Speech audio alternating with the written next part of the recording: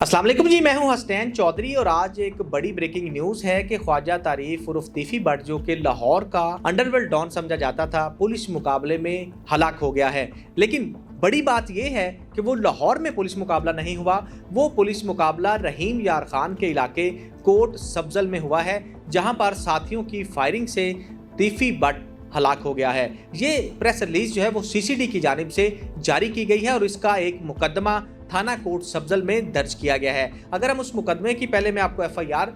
बताता हूं, उसका मतन क्या है। मुकदमा इस तरह से है कि ख्वाजा तारीफ उर्फ तीफी बट जिसको कराची एयरपोर्ट पर लाया जाता है और वहां से सीसीडी की टीम जिसका इंचार्ज इंस्पेक्टर अब्दुल हादी है, जो कि रहीम यार खान का डिस्ट्रिक्ट ऑफिसर भी है, वो उस तीफी बट को गिरफ्तार करता है और गिरफ्तार करके लाहौर के लिए रवाना होता है। जैसे ही वो रहीम यार खान के इलाके में पहुंचता है तो वहां पर कोट सब्जल के इलाके में बाईपास के करीब दो गाड़ियां आती हैं, एक वाइट करोला और एक ब्लैक करोला। वाइट करोला जो है वो पुलिस पार्टी की गाड़ी के आगे आ जाती है और गाड़ी को रोकने की कोशिश करती है और इसके साथ ही एक ब्लैक करोला वो गाड़ी के पीछे आ जाती है और वहां से मुसल्ला 7 से 8 अफराद निकलते हैं और वो पुलिस पार्टी पर अंधाधुंध फायरिंग कर देते हैं। इसमें पुलिस जो है वो भी जवाबी फायरिंग करती है, लेकिन जो मुसल्ला अफराद हैं उसकी एक गोली की जो बाजू से गुजरती है एक कांस्टेबल की, और वो शदीद जख्मी हो जाता है और उसके बाद वो पुलिस एहलकार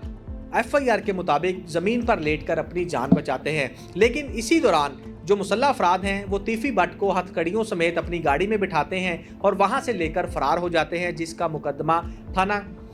कोट सब्जल में दर्ज कर लिया जाता है। तो ये एक एफआईआर दर्ज की जाती है जो कि रात गए ये सारा इंसिडेंट होता है। उसके बाद दिन में जो है ये खबर सामने आती है और प्रेस रिलीज आती है सीसीडी की जानिब से कि ख्वाजा तारीफ उर्फ तीफी बट साथियों की फायरिंग से हलाक हो गया है और उसकी एक जो डेड बॉडी की तस्वीर है वो भी सोशल मीडिया पर मंजर-ए-आम पर आ जाती है। इसके बाद जो है वो काफ़ी ज़्यादा शोर उठता है और हर तरफ जो है ये ब्रेकिंग न्यूज़ चलना शुरू हो जाती है कि ख्वाजा तारीफ उर्फ तीफी बट जो है वो पुलिस मुकाबले में हलाक हो चुका है।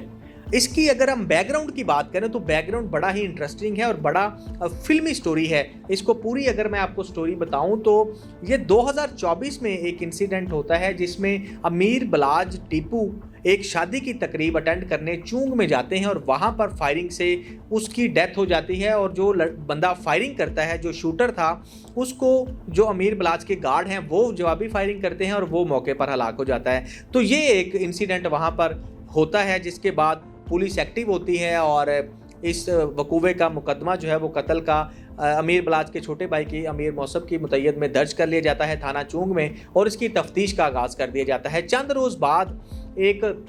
तफ्तीश जब चलती है तो उस वक्त ऑर्गेनाइज्ड क्राइम यूनिट जो है वो इसकी तफ्तीश कर रहा होता है और उसमें थोड़ी ही दिनों बाद ये पता चल जाता है कि एहसन शाह एक लड़का करैक्टर सामने आता है जो कि अमीर बलाज का दोस्त था और वो तीफी बट को इंफॉर्मेशन देता था जिसकी बेस पर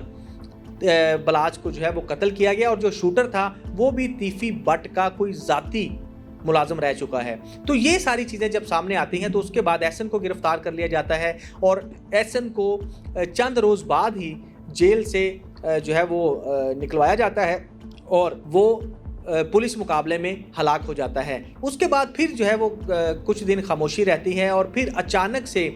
3-4 माह बाद गोगी बट और तीफी बट जो कि मंजर आम से गायब थे और मुल्क से फरार हो चुके थे, अचानक पहले गोगी बट सामने आते हैं और गोगी बट जो है वो अपनी बेल करवाने के साथ ही पुलिस के सामने पेश हो जाते हैं, जेआईटी के सामने, और अपना बयान कलमबंद करवाते हैं। और उसके बाद 2 से 3 दिन ही गुजरते हैं तो पुलिस की तरफ से ज़राए से ये खबर आ जाती है कि जो गोगी बट है उसको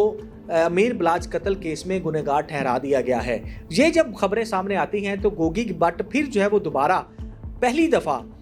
मीडिया पर आते हैं और प्रेस कॉन्फ्रेंस रखते हैं और मीडिया को बुलाकर प्रेस के सामने इस बात की जो है वो तरदीद करते हैं कि मेरा इस केस से कोई ताल्लुक़ नहीं, ना ही पुलिस के पास कोई ऐसे शवाहिद मौजूद हैं कि जिससे ये साबित होता हो कि मैं इस कत्ल में मुलविस हूँ या मेरा इस कत्ल में हाथ है, जिसमें वो हल्फन भी ये बयान करते हैं और उसके साथ साथ वो 7 एफआईआर्स भी पुलिस के मीडिया के सामने रखते हैं कि जिसमें अमीर बलाज टीपू नामजद होता है और उसके बारे में ये भी कहा जाता है कि उसका करैक्टर भी ठीक नहीं था। ये इल्ज़ाम गोगी भट्ट की तरफ से लगाया जाता है। तो जब ये प्रेस कॉन्फ्रेंस हो जाती है, फिर इंटरव्यूज़ होते हैं, फिर वो मुख्तलिफ उससे सवालात होते हैं, तो सारी चीज़ें जब होती हैं तो उसके फिर चंद रोज़ जो है वो खामोशी हो जाती है। फिर अचानक 4 से 5 दिन पहले एक खबर आती है कि